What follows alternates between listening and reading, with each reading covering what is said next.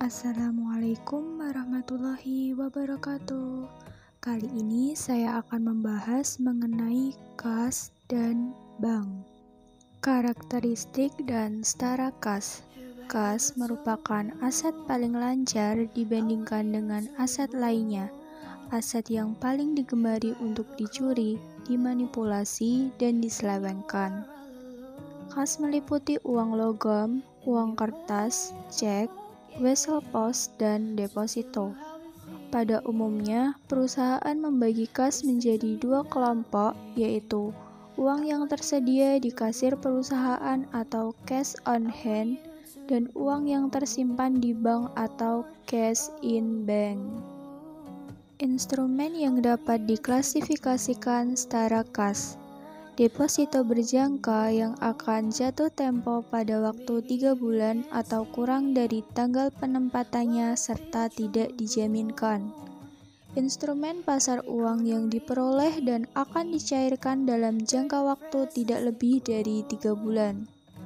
Pos-pos yang tidak boleh dimasukkan ke dalam kas dan setara kas meliputi kas yang jumlahnya dibatasi jika jumlahnya material, saldo kompensasi, cerukan atau bank overdraft, cek mundur dari pihak ketiga, dan cek kosong dari pihak ketiga. Berikut adalah tabel klasifikasi antara kas dan setara kas. Kas termasuk ke dalam kas kecil termasuk ke dalam kas, instrumen jangka pendek termasuk ke dalam setara kas. Saldo kompensasi memisahkan saldo kompensasi dari kas dan bank.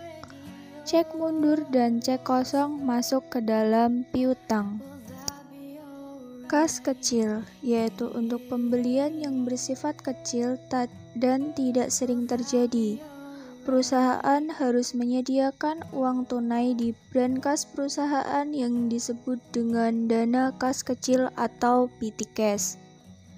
Metode pencatatan kas kecil. Yang pertama, metode impress. Metode pengisian dan pengendalian kas kecil di mana jumlah kas kecil selalu tetap pada waktu ke waktu. Karena pengisian kembali kas kecil akan selalu sama dengan jumlah yang telah dikeluarkan. Yang kedua, metode fluktuasi. Metode pencatatan dan pengendalian kas kecil di mana jumlah kas kecil akan selalu berubah karena pengisian kembali kas kecil selalu sama dari waktu ke waktu. Manajemen kas kecil dengan menggunakan metode dana tetap. Membentuk dana kas kecil. Contoh, kasir PT Integra ingin membentuk dana kas kecil senilai 2 juta. Kas kecil ini diperkirakan dapat memenuhi kebutuhan pengeluaran kas kecil selama 2 minggu. Berikut adalah surat permohonan yang dibuat oleh kasir PT Integra. Dokumen permohonan pengeluaran tersebut dibuat rangkap 3. Yang pertama dikirim ke manajer keuangan, kedua dikirim ke bagian akuntansi, dan ketiga disimpan pada kasir. Pencatatan transaksi pembuatan dana kas kecil. Setelah melakukan pengecekan surat permohonan, manajer keuangan kemudian memerintahkan stafnya untuk membuat cek. Cek kemudian dicairkan, lalu bukti cek yang dicairkan tersebut dikirim ke akuntansi.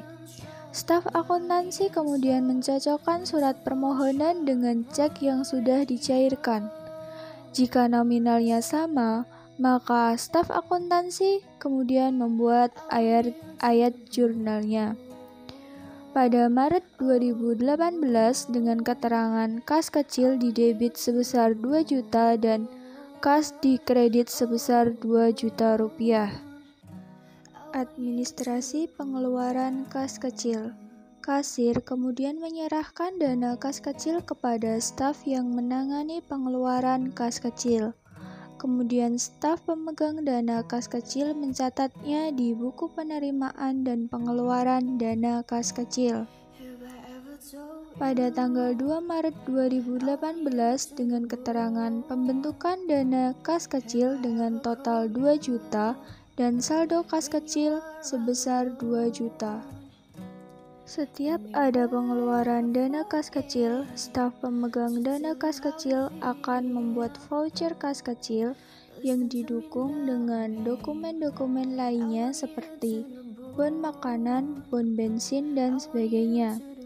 Sebagai contoh, voucher kas kecil dengan nomor VKJ 003 tanggal 9 Maret 2018 dengan keterangan pembelian BBM sebesar 150.000, pembayaran langganan koran sebesar 250.000, dan total 400.000 dengan nama pemohon Hasan dan diotorisasi oleh Ratna. Lalu kemudian dicatat pada buku penerimaan dan pengeluaran kas kecil. Pengeluaran kas kecil ini tidak dibuat ayat jurnalnya oleh staf bagian akuntansi sampai dengan staf pemegang kas kecil meminta pengisian kembali dana kas kecil. Berikut adalah tabel mengenai pencatatannya. Pengisian kembali dana kas kecil. Perusahaan dapat menetapkan jumlah minimal dana kas kecil yang ada sebelum diisi kembali. Misalnya, saldo kas dalam brand kas adalah 400.000. Untuk itu, PT Integra harus mengisi kembali kas sebesar 1.600.000, yaitu 2 juta dikurangi 400.000 yang dilengkapi dengan bukti pengeluaran. Kasir kemudian membuat permohonan pengeluaran pada manajer keuangan untuk mengisi kas kecil. Permohonan pengeluaran cek yang dicairkan, dan voucher kas kecil kemudian dikirim ke bagian akuntansi untuk dicatat.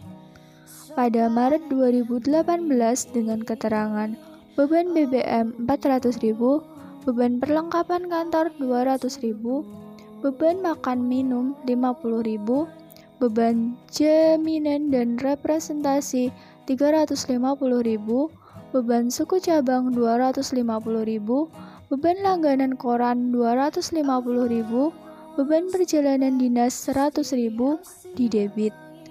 Kas sebesar 1.600.000 di kredit. Rekonsiliasi bank.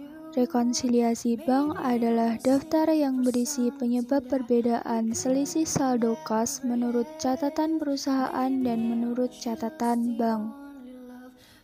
Penyebab perbedaan antara saldo kas menurut perusahaan dan saldo kas menurut bank adalah setoran dalam perjalanan atau cash in transit, uang yang telah diterima perusahaan tetapi karena berbagai hal belum dapat dikirimkan dan belum diakui sebagai setoran bank. Cek yang beredar atau outstanding check, yaitu cek yang telah dikeluarkan perusahaan untuk membayar sesuatu, tapi sampai pada tanggal laporan posisi keuangan belum dicairkan si pemegangnya. Cek kosong atau blank check, yaitu cek yang diterima perusahaan dan terlanjur diakui sebagai penerimaan perusahaan, tapi dikeluarkan. Saat dicairkan, ternyata dananya tidak ada atau kurang. Penagihan oleh bank yang belum diketahui oleh perusahaan. Bank biasanya menyediakan jasa penagihan untuk nasabahnya. Jika suatu bank melakukan penagihan untuk nasabahnya dan berhasil, biasanya nasabah baru mengetahuinya setelah menerima akun rekening koran. Jasa giro. Bunga yang diberikan kepada nasabah bank atas simpanan uang yang di suatu bank. Perusahaan baru mengetahuinya setelah menerima akun rekening koran. Beban bunga dan administrasi, yaitu dikarenakan penggunaan fasilitas perbankan tertentu. Perusahaan baru mengetahuinya setelah menerima akun rekening koran. Kesalahan-kesalahan, yaitu berbagai kesalahan yang dibuat oleh kedua belah pihak yang mungkin terjadi. baik kesalahan yang dibuat oleh karyawan perusahaan maupun kesalahan yang dibuat oleh karyawan bank. Sekian materi dari saya, semoga dapat bermanfaat. Kurang lebihnya saya mohon maaf. Wassalamualaikum warahmatullahi wabarakatuh.